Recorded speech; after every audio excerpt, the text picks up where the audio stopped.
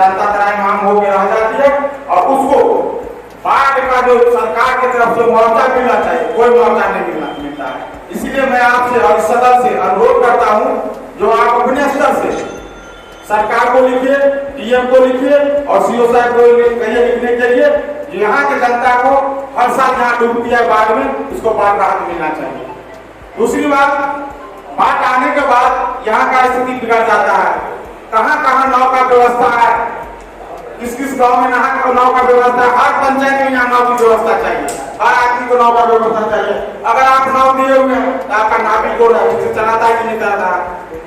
विषम परिस्थिति में यहाँ नाव की व्यवस्था होना चाहिए, 5 से 7 10 नाव की व्यवस्था होनी चाहिए, जो बाढ़ आने पर हम लोग एक जगह से दूसरी जगह जा सके। तो इस सब की समस्या है। सबसे पहली बात राहत के लिए लिखे, यहाँ हर साल हम लोग डूब जाते हैं और हम लोग जब प्रतिनिधि हैं जनता को कहते हैं आज मिलेगा, कल मिलेगा, परसों मिलेगा, और हम लोग लिखे जाते हैं। हम आपके पास आते हैं, आप हमको कहते हैं हम लिखे हैं, हम डीएम को लिखे हैं, हम सरकार को लिखे हैं। लास्ट में ये होता है जो जनता हमारी चीख के रह जाती है, उसको जो मिलना चाहिए वो नहीं मिल पाता। तो मैं इस सदन के माध्यम से और आपको कह रहा हूँ, आप अपने स्तर से डीएम को लिखे और सरकार को लिखे, यहाँ ये बाढ़ प्रभावित क्षेत्र है, यहाँ हर साल बाढ़ आती है, लोगों को बाढ़ राहत मिलना चाहिए। दूसरी बात, नाव की व्यवस्था होनी चाहिए।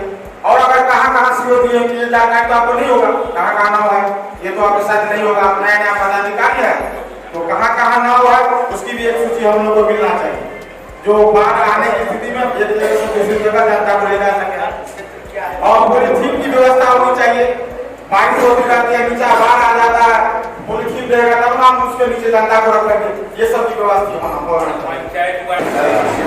जो की जो राशि दी जाती है, जितना बाढ़ प्रभावित घरों का अगर प्रभावित होता है बाढ़ से, उसकी सूची अभी अपडेट की जा रही है। वो हमको लगता है कि कुछ दिनों में आप लोग के पंचायत में जाएगा और अनुशोधन समिति से उसको पास कराया जाता है।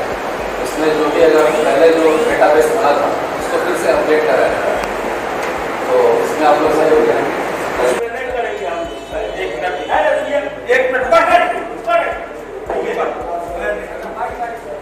जो भी सूची बनेगी हम लोग ग्राम सभा के माध्यम से लेंगे, आप हमको सूची भेजेंगे और हम आपको अवलोकन करके देंगे, ये नहीं होगा। मैं पहली बार पहले से ही आपको आगाह कर रहा हूँ कि ये नहीं होगी।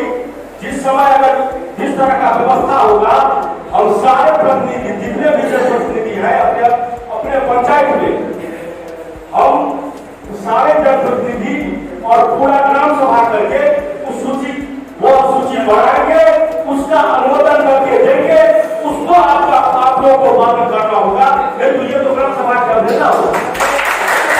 ऐसा नहीं है। और इस बार इसलिए मैं अभी से आगाह कर रहा हूँ आप लोगों को, जो इस बार 8 बार की लड़ाई होगी। अगर ये तो भगवान न करे तो ऐसा विध्वंसक बाढ़ आए, और अगर विध्वंसक बाढ़ आई और इस तरह की सरकारी व्यवस्था रही तो आप हमको सूची अनुमोदन करने के लिए देंगे, वो हम लोग नहीं करेंगे। हम इतना बता रहे हैं अभी से। हाँ, और दूसरी बात है कि आप के माध्यम से नहीं आए थे, अब कब आई कहाँ, अभी तो वर्तमान में लीजिए ना आप। वर्तमान में बाढ़ से पूर्व की तैयारी आपकी क्या है, एक मिनट मुखिया जी वो बताइए ना।